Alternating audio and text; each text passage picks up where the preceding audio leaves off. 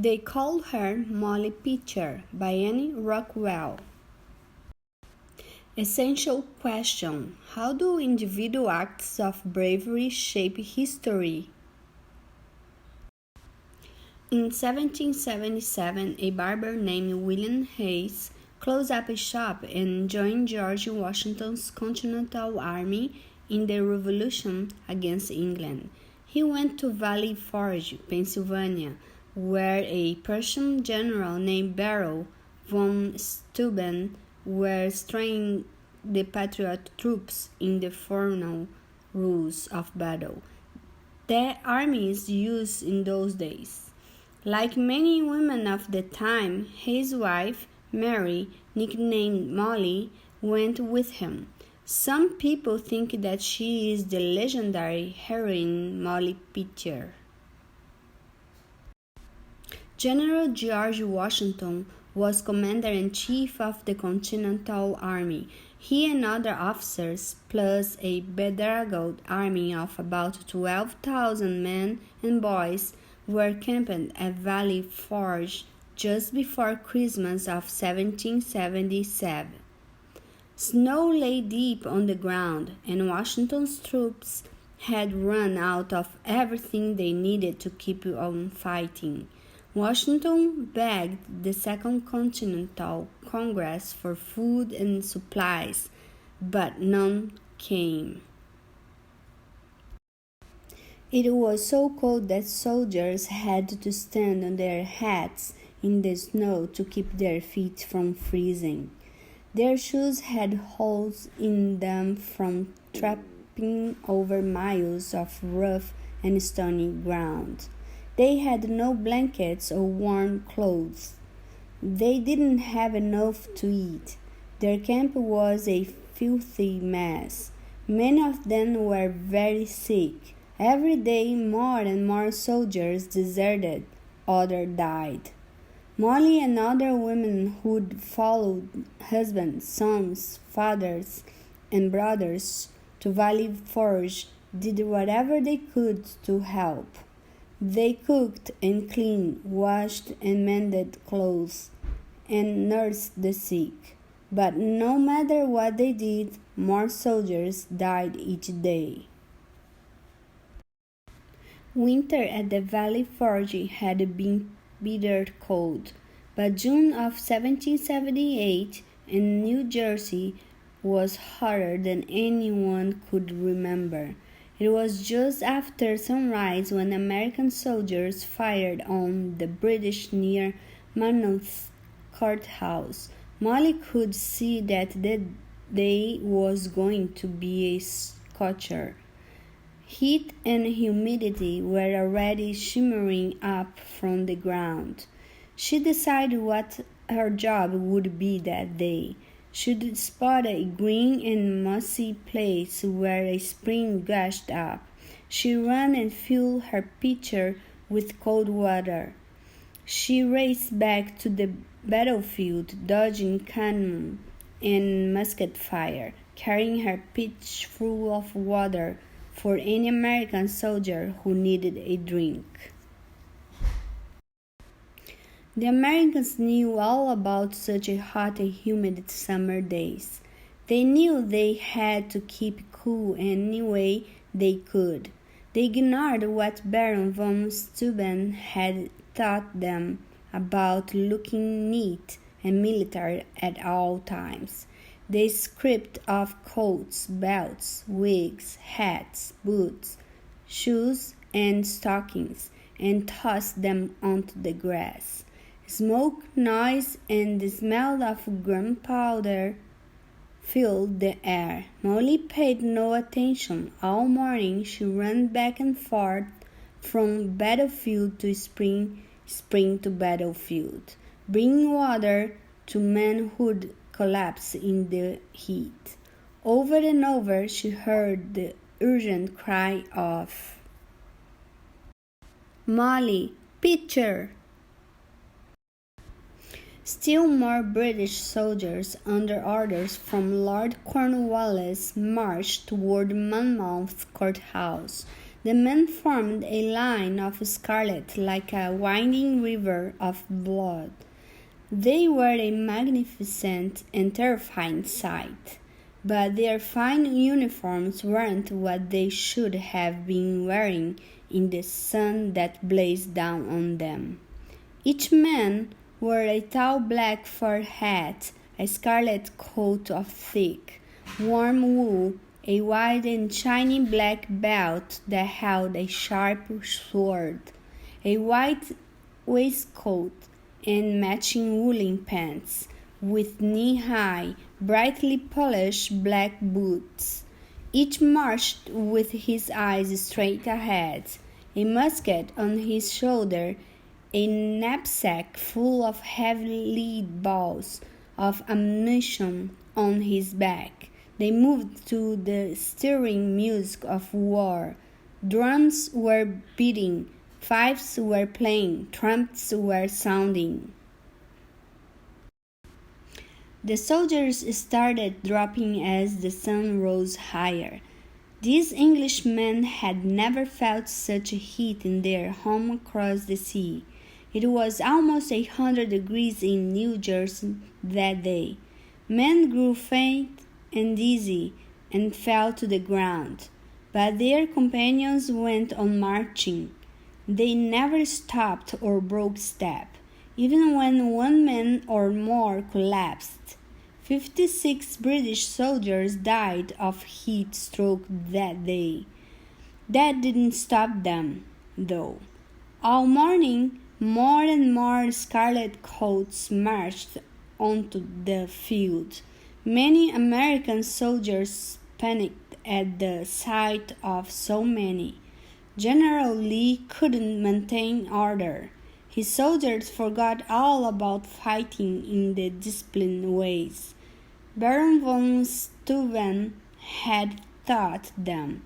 Instead, they ran in terror his way, and that, hiding in ditches up in apple trees beneath hedges.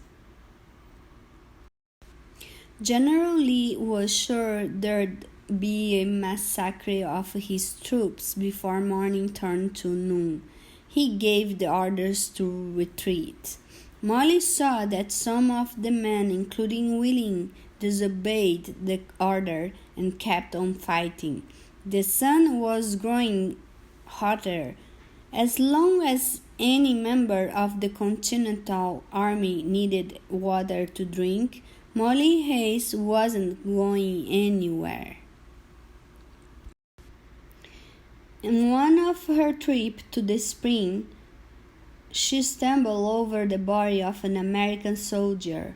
She assumed he was dead until she heard him moan. The British were advancing quickly, guns aimed straight at their foes. Molly knew she could run to safety, but the wounded man couldn't walk, let alone run. He lay directly in the line of fire and would surely be killed if he stayed there. He was a good-sized fellow, but Molly wasted no time, wondering how she'd do what she had to. She picked the man up, slung him over her shoulder, and ran to a clump of bushes away from the gunfire. She laid him down there on the grass in the shade. She ran back toward the spring and past the cannon William was firing, just in time to see a ball from a British musket hit him. William fell to the ground. She examined her husband's wound and saw that he wouldn't die from it, but he couldn't fire his cannon. Someone had to. Molly grabbed the long ramrod, plugged it into the barrel of the cannon, and fired it off. She kept on firing. Analyze the text. Domain-specific vocabulary. On page 398, the author used domain-specific words such as waistcoat, musket, knapsack, lead, and ammunition. What clues can help you determine the meanings of these words?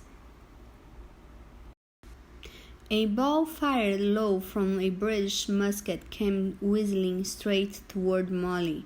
She quickly spread her legs wide. The musket ball passed between them.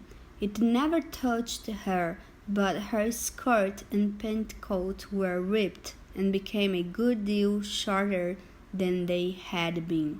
She muttered that it could have been worse, and went back to work firing the cannon.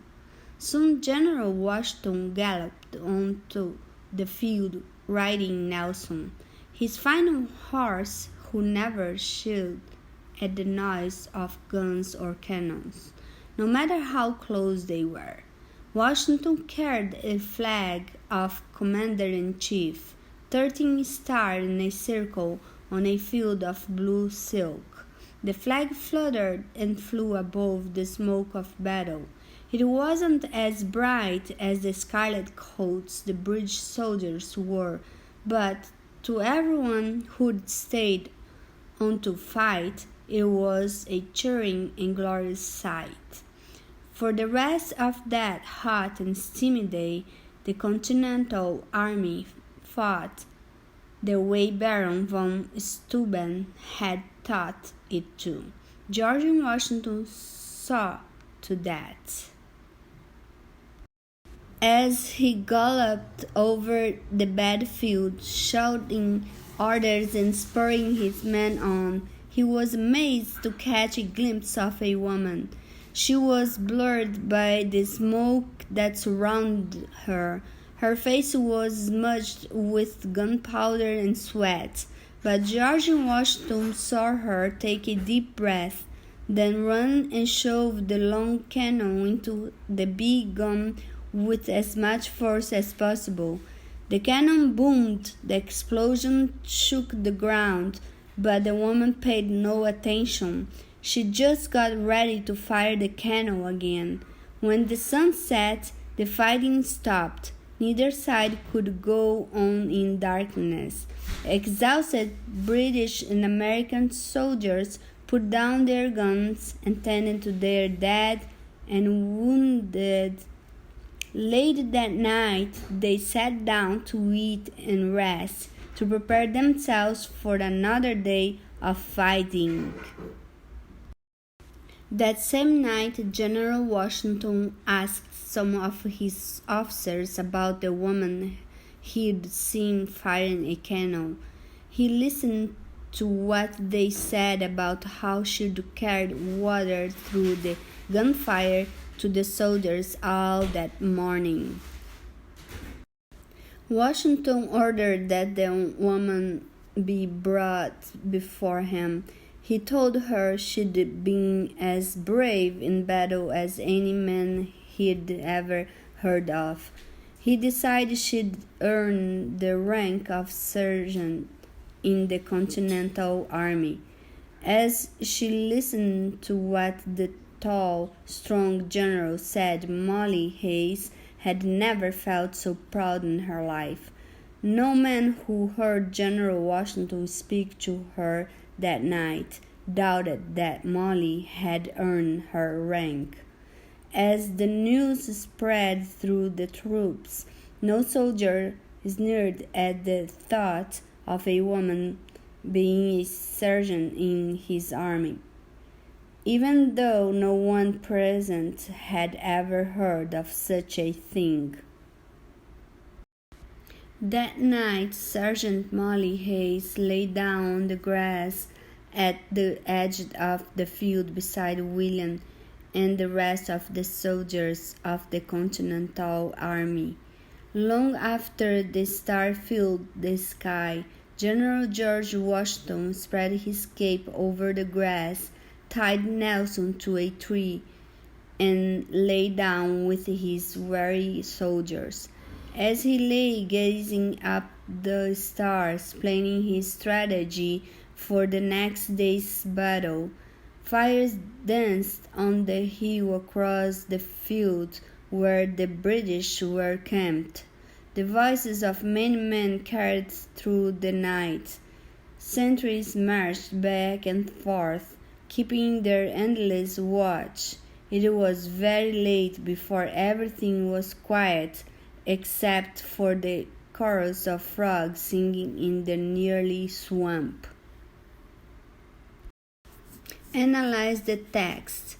Text structure. The author used a sequence of events text structure to tell the story of Molly Pitcher. How does the text structure help you understand the relationships between events in her life? Molly and the other American soldiers rose before the sun. They'd had some sleep and were ready to fight again. Many believed they could win, but they didn't fight the British that day. No scarlet-coated soldiers marched onto the field. They'd gone away. Sir Henry Clinton and Lord Cornwallis had ordered a retreat. They didn't want their men to fight that wily old fox again this morning. They were afraid they would lose. Washington's Continental Army didn't fight like farmers, as the British leaders had been sure they would. They fought like soldiers, and one of those soldiers was a woman.